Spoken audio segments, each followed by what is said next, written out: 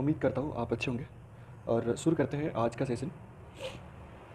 आज बात करने वाले मैंने पॉलिनॉमियल तक की बात कर दी थी, पॉलिनॉमियल की डेफिनेशन आपको बता दी थी। आज हम रेशनल एक्सप्रेशंस की बात कर लेते हैं कि रेशनल एक्सप्रेशंस क्या होते हैं। तो रेशनल एक्सप्रेशंस, ठीक है। अब क्या है कि यदि कोई भी एक्सप्रेशन है, any expression,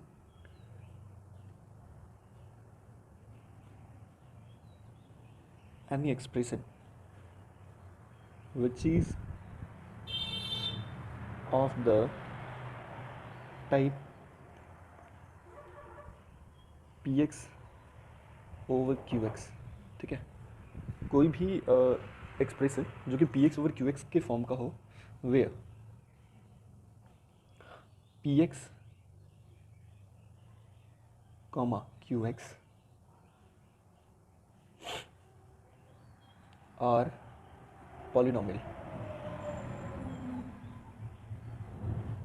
but qx is not equals to zero. मतलब qx जो होना चाहिए वो मेरा ज़ीरो पॉलिनॉमियल नहीं होना चाहिए, ठीक है।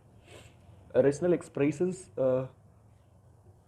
वो एक्सप्रेशन होते हैं जो px बाई qx, आपको समझ में आ रहा है, रेशनलिटी, ठीक है। तो रेशनलिटी, पॉलिनॉमियल की रेशनलिटी जहाँ पे शो होती है वहाँ पे ऐसे एक्सप्रेशंस को हम रेशनल एक्सप्रेशंस बोलते हैं, ठीक है।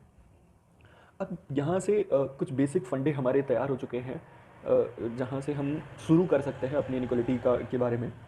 तो अब समझते हैं कि what is roots, what is zeros, roots क्या होते हैं और जीरोज़ क्या होता है, ठीक है। और एक और भी आता है कि सॉल्यूशंस क्या होते हैं, ठीक। अब जस्ट इमेजिन कीजिए कि यदि आपके पास कोई एक्सप्रेशन है, ठीक है। यदि आपके पास कोई एक्सप्रेशन है, जैसे मान लीजिए कि कोई पॉलिनॉमियल है या कोई एक्सप्रेशन ही है। तो जैसे मैंने कहा कि x square plus 4x plus 4 is equals to zero, it is a polynomial, this one is polynomial, ठीक है। ये एक पॉलिनॉमियल है और इज इक्वल्स टू ज़ीरो को हम हटा देते हैं अभी। तो ये एक पॉलिनॉमियल है, ठीक है। तो वो वैल्यूज़ मान लेते हैं कोई वैल्यू x के प्लेस पे हम रख पाएँ, यदि कोई एग्जिस्ट करती है, तो वो वैल्यू जिसके लिए इस पूरे एक्सप्रेशन की वैल्यू क्या हो जाए, ज़ीरो हो जाए, ठीक है। तो the values which make an expression zero are called zeros of expressions, ठीक है। एक्सप्रेशंस के वो जीरोज़ कहे जाते हैं। कोई भी वैल्यू यदि किसी एक्सप्रेशन को ज़ीरो बनाती है तो दैट इज़ कॉल्ड ज़ीरोज़, ठीक है। अब यदि मैं बात करता हूँ रूट्स क्या होते हैं, ठीक है। रूट्स क्या होते हैं, तो देखो कोई भी इक्वेशन है, वो जैसे होता है ना कि भाई कोई ट्री है, तो कोई ट्री कुछ फंडामेंटल बेसिस पे जैसे खड़ा हुआ रहता है, तो हम बोलते हैं जिस फंडामेंटल बेसिस पे वो खड़ा है उसे बोलते हैं हम रूट्स, बोलते हैं सर। तो in the same sense roots of tree बोलते हैं। तो वैसे ही यहाँ पे क्या है कि रूट्स का मतलब ये है कि जहाँ से या जिन से कोई एक्सप्रेशन या जिनसे कोई इक्वेशन बना होता है, ठीक है। अब जैसे मान लीजिए कि किसी ने कहा कि जैसे आपने थोड़ा बहुत यदि आपको जानकारी होगी तो आप समझ रहे होंगे कि इफ़ अल्फ़ा, जैसे आप लिखते हो ना कि if alpha and beta are the roots of the equation, then what will be the quadratic equation, ठीक है। तो आप क्वाड्रेटिक इक्वेशन लिखते समय लिखते हो कुछ ऐसा कि x square minus sum of the roots into x plus product of the roots,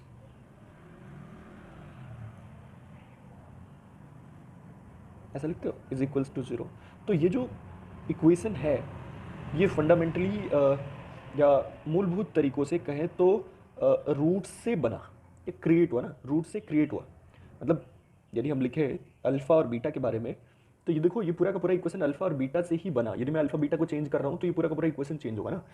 तो जो ये पूरा फंडामेंटल इक्वेशन है, ये किस पे पूरी तरीके से बेस्ड है, अल्फ़ा और बीटा पे डिपेंड है।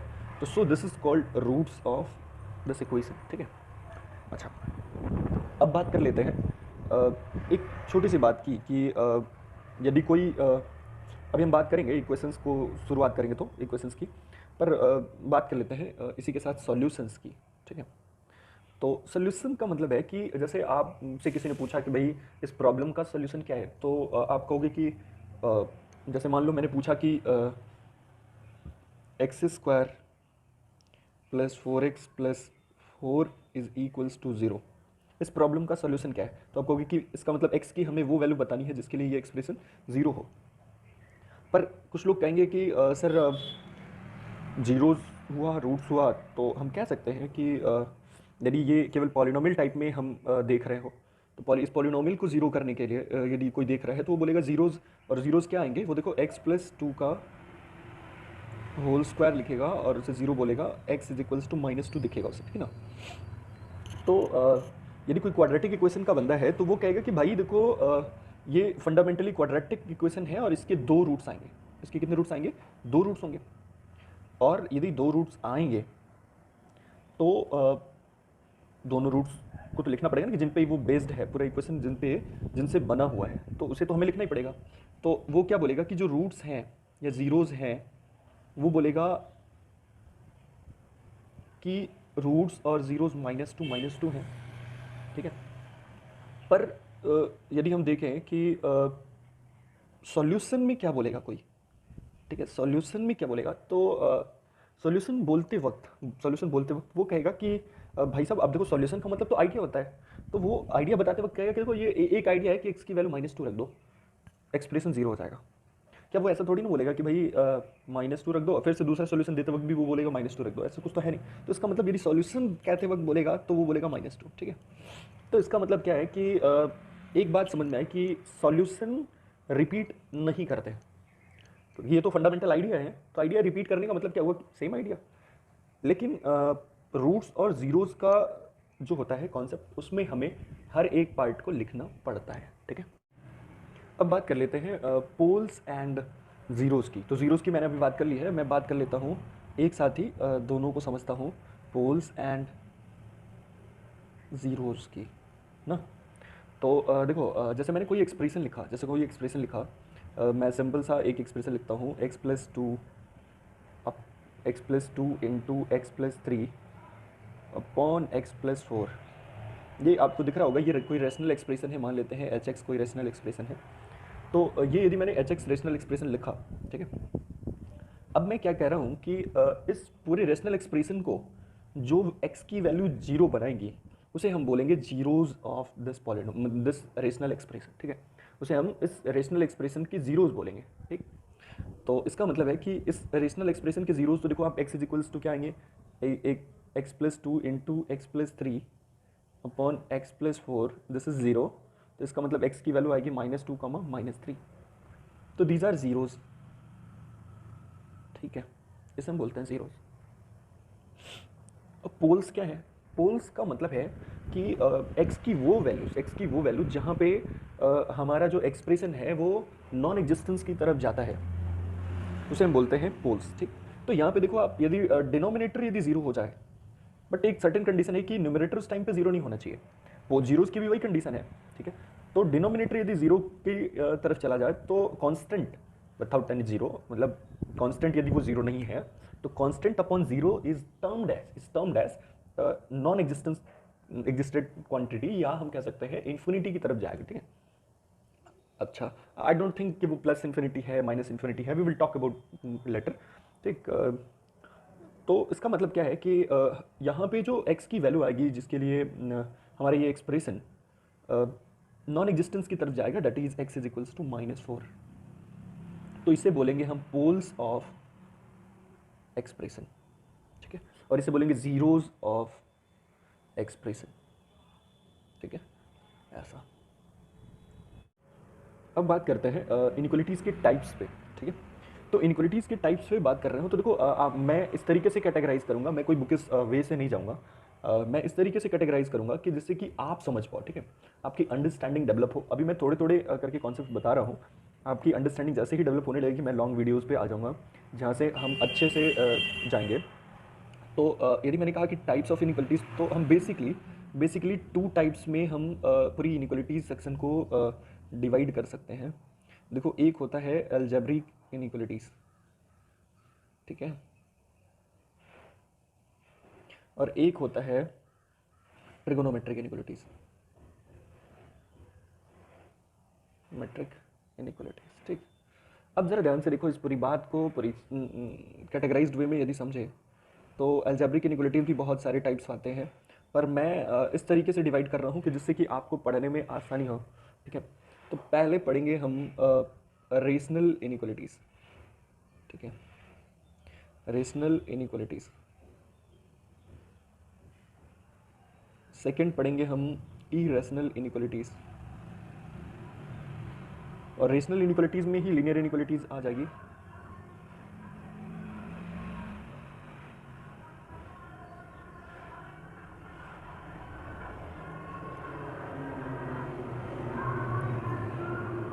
और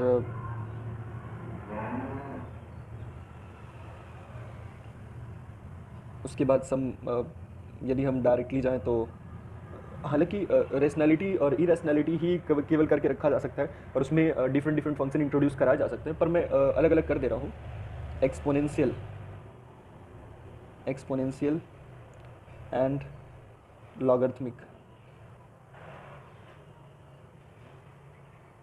ठीक है, इनइक्वालिटीज़ एंड सो ऑन। या हम कह दें यहाँ से कि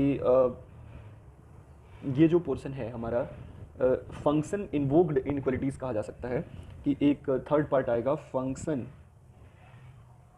इन्वोक्ड इनइक्वालिटीज़, कि उसमें हम डिफरेंट डिफरेंट फंक्शंस इन्वोक करा देंगे, मतलब लगा देंगे, और देन हम इनइक्वालिटीज़ की बात करेंगे।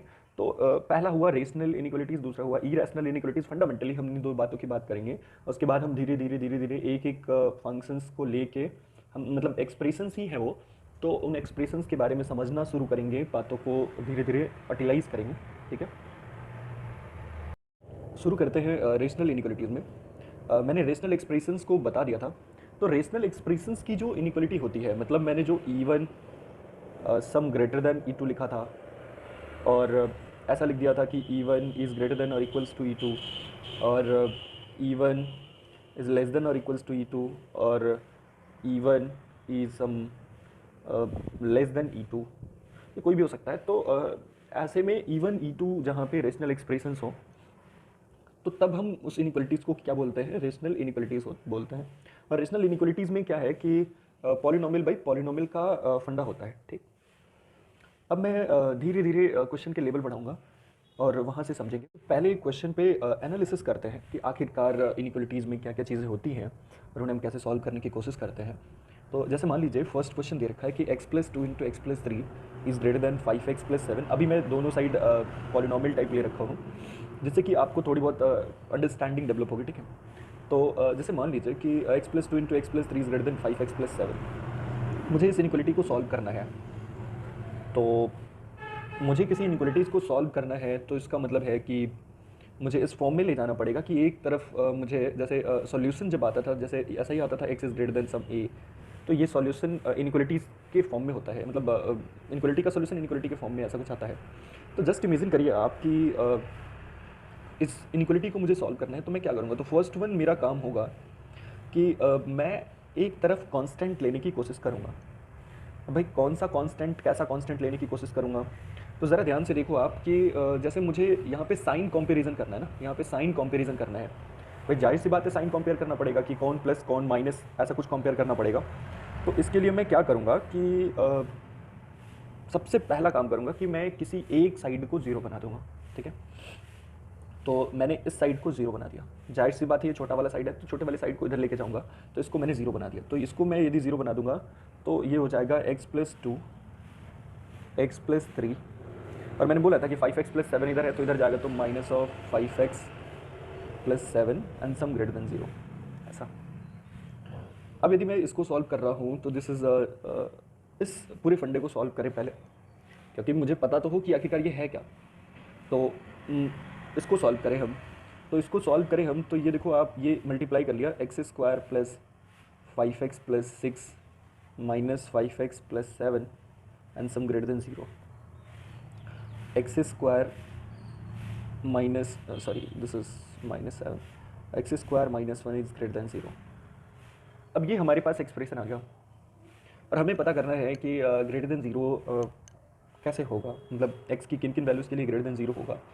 तो भाई मैं डायरेक्टली इक्वेशंस की तरह तो कुछ कर नहीं सकता कि इधर ला दूँ प्लस माइनस 1 लिख तो सकता नहीं हूँ, क्योंकि मैं ना तो 1/2 रूट अप्लाई कर सकता हूँ, ऐसा कुछ अप्लाई तो कर नहीं सकता, क्योंकि मुझे पता तो है नहीं कि which is positive and negative and so on.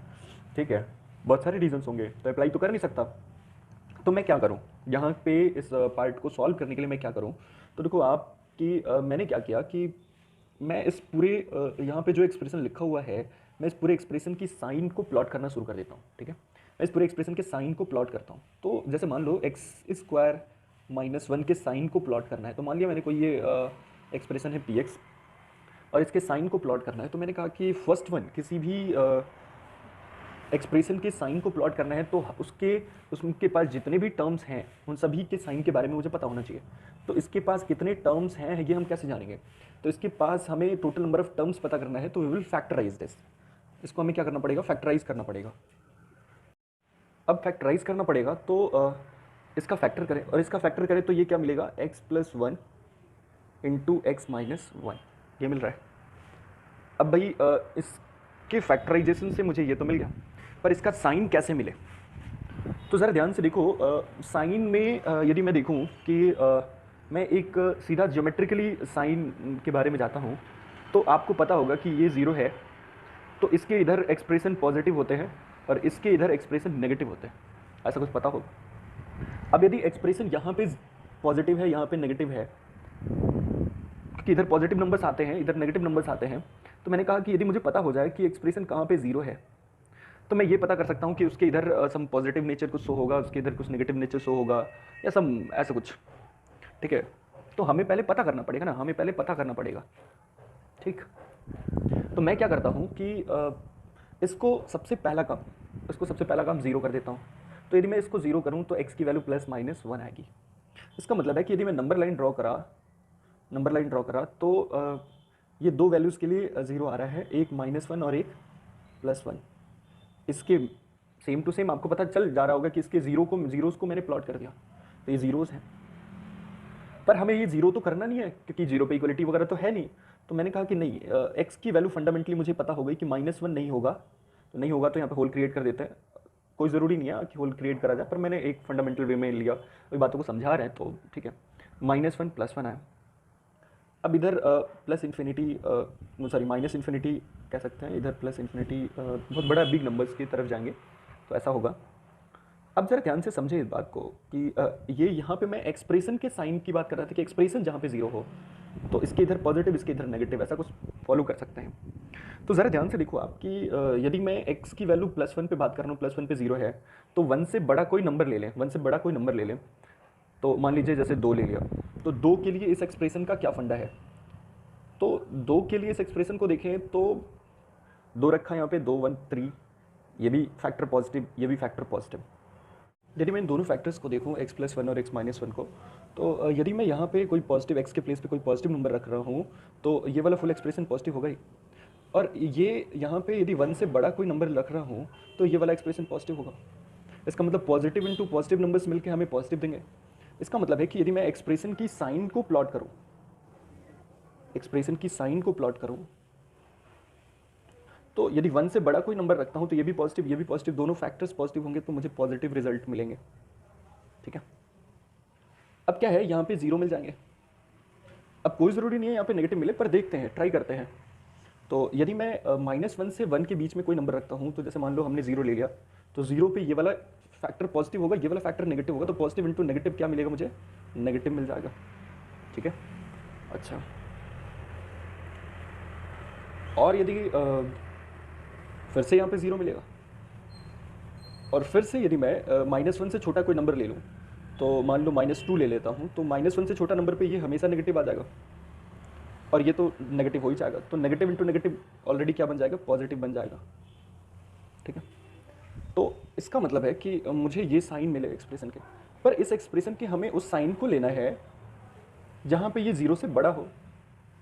0 से बड़ा का मतलब पॉजिटिव। इसका मतलब है कि x जो होगा, ये x की वैल्यूज़ है और ये एक्सप्रेशन के साइन है, तो जो x की वैल्यूज़ हैं उसमें एक्सप्रेशन मुझे पॉजिटिव दिखे, क्योंकि ये 0 से बड़ा मतलब पॉजिटिव। तो अब समझ में आ रहा है कि मैं 0 एक साइड क्यों बनाते हैं, क्योंकि मुझे एक्सप्रेशन की करेक्ट साइन के बारे में एनालिसिस कर पाएँ। तो एक्सप्रेशन पॉजिटिव कहाँ है, 0 से बड़ा मतलब पॉजिटिव कहाँ है, तो देखो ये x की वैल्यूज़ हैं, ये x की वैल्यूज़ हैं। तो x की वैल्यू जब -∞ से -1 हो और 1 से इन्फाइनाइट हो, तो हम कहते हैं कि जो हमारा एक्सप्रेशन है वो पॉजिटिव होगा। तो हम भाई दो सेट्स आए हमारे पास सॉल्यूशन के, कि एक आया कि x बिलोंग्स टू -∞। अब देखो ये -∞ पे ओपन रहेगा, क्यों, क्योंकि ये नॉन एग्जिस्टेंट क्वांटिटी है, टू -1। अब -1 पे क्या रखना है, कौन सा ब्रैकेट लिखना है, क्लोज्ड या ओपन। ठीक है, तो क्लोज्ड या ओपन लिखना है, ये हमें कैसे पता चलेगा, हमें ये देख के पता चलेगा। यदि मैं -1 रख दूं तो ये 0 बन जाएगा, तो हमें 0 तो लेना है नहीं, 0 से बड़ा ही चाहिए, तो इसका मतलब -1 नहीं चाहिए। तो एक सेट ये आया, और दूसरा सेट आया कि जो सॉल्यूशन है वो क्या है, देखो आप +1 से इन्फिनिटी, +1 से इन्फिनिटी। ठीक है, तो मैं कहूँगा कि या तो x ये हो सकता है, इस सेट से आ जाए, या ये इस सेट से आ जाए। ठीक है, तो हम क्या करेंगे कि भाई या तो ये हो सकता है या तो ये हो सकता है, तो आपको समझ में आ रहा है कि इन दोनों सेट का यूनियन होगा, तो हम यहाँ पे यूनियन कर देते हैं।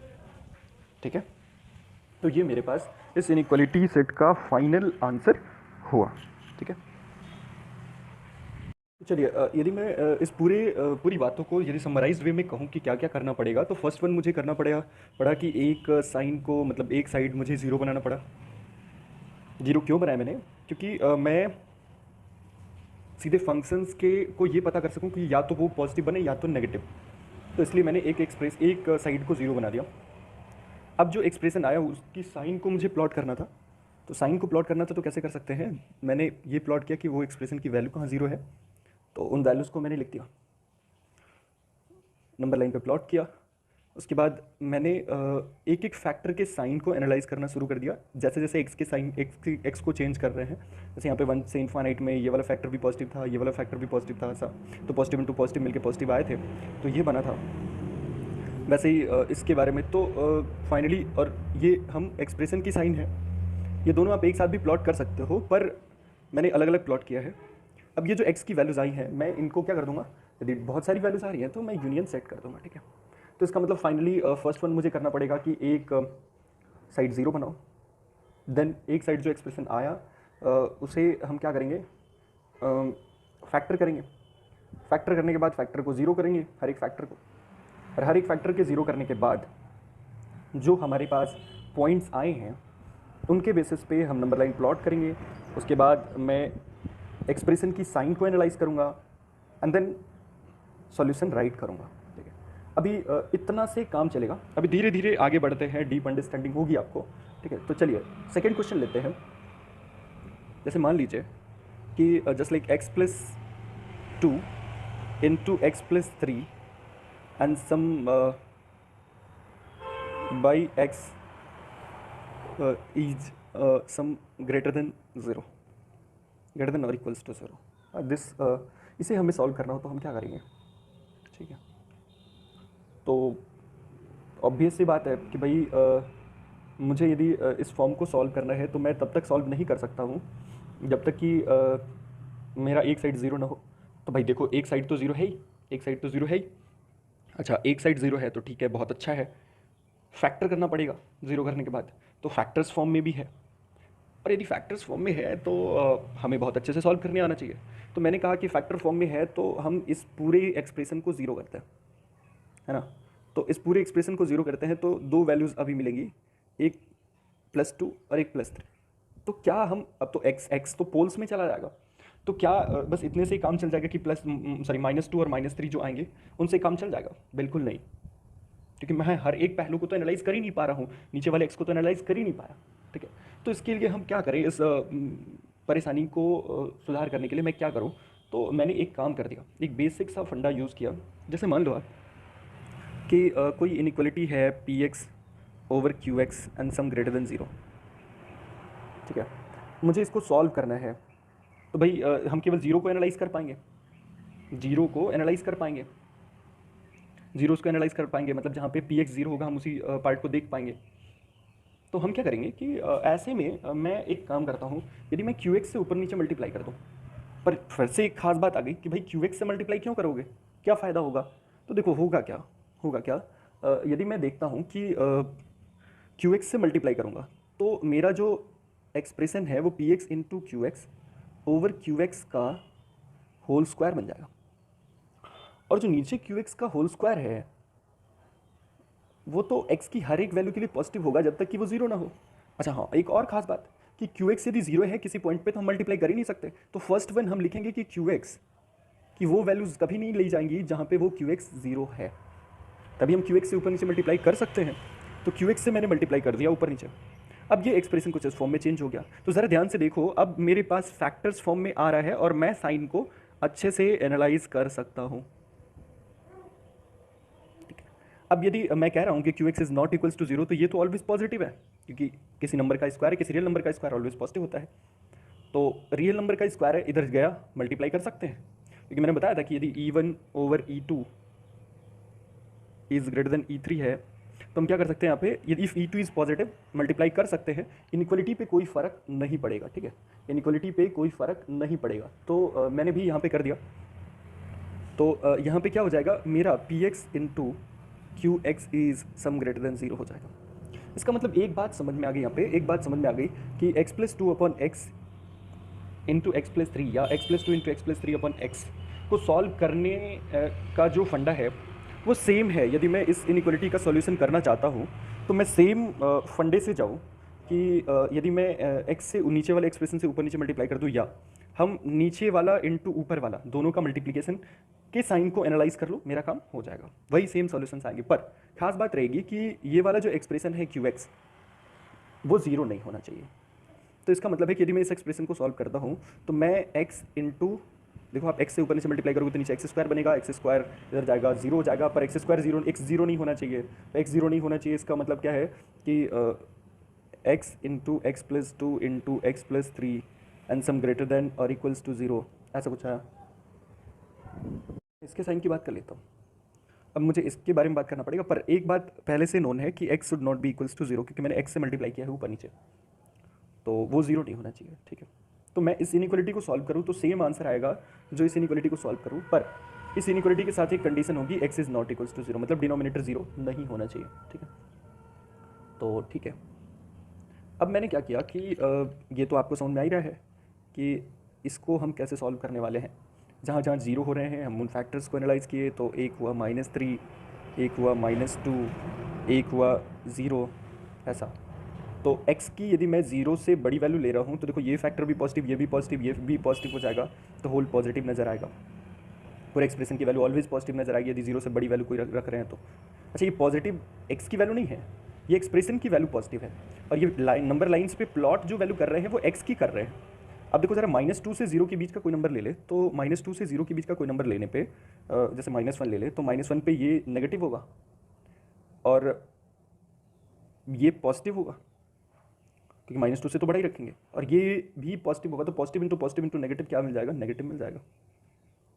फिर से यदि आगे बढ़े तो -2 पे साइन कैसा होगा, तो -2 पे देखें तो हमारे पास -2 के बाद, तो -2 से -3 के बीच यदि कोई नंबर ले रहे हैं तो -2.5 ले लेते हैं, तो -2.5 पे देखो ये नेगेटिव आया, और देखो ये भी इस बार नेगेटिव आएगा और ये इस बार पॉजिटिव आएगा, क्योंकि -3 से तो बड़ा ही रख रहे हैं ना, तो पॉजिटिव इंटू नेगेटिव, तो ये क्या आ गया, पॉजिटिव आ गया। एंड देन अगेन -3 से यदि छोटा नंबर रख रहे हैं तो ये नेगेटिव, ये भी नेगेटिव हो जाएगा, और इस बार ये भी नेगेटिव हो जाएगा, तो इस बार ये हुआ हमारे पास, ठीक है। तो मैं देखूँ तो मुझे तो चाहिए ग्रेटर देन और इक्वल्स टू जीरो, तो मैं यदि आंसर लिख रहा हूँ तो यहाँ पे होगा x बिलोंग्स